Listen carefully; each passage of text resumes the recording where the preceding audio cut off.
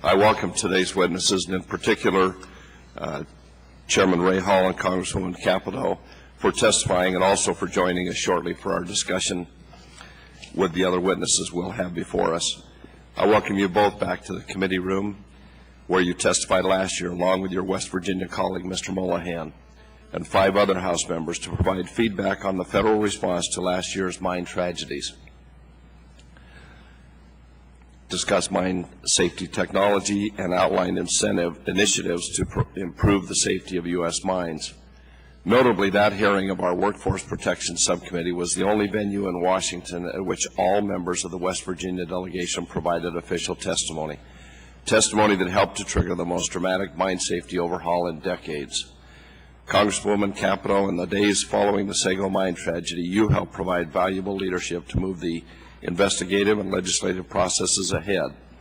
In particular, I commend your work with my former committee colleagues, Mr. Norwood and Mr. Boehner, for securing a Department of Labor decision to reverse its policy of denying all requests under the Freedom of Information Act for notes taken by Mine Safety and Health Administration inspectors during the on-site mine inspections until a case has been officially closed.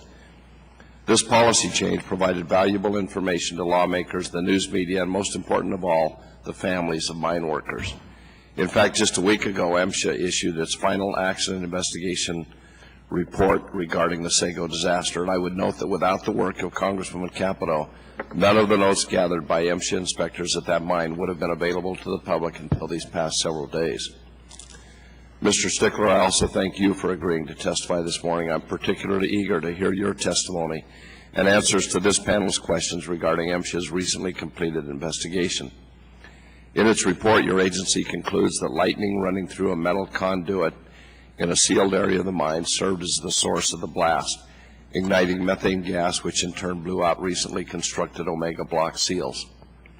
I'm hopeful we can have an honest and open-minded conversation about what led to these findings.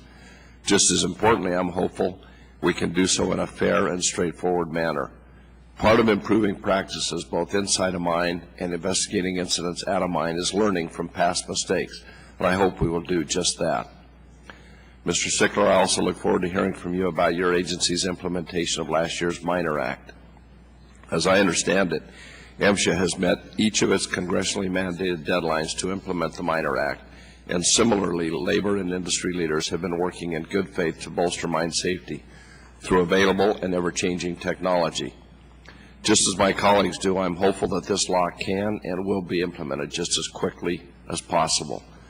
Mr. Chairman, in addition to universal bipartisan support in the Senate, the Miner Act enjoyed strong support from the United Mine Workers of America, the National Mining Association, and a bipartisan group of House members from key mining states.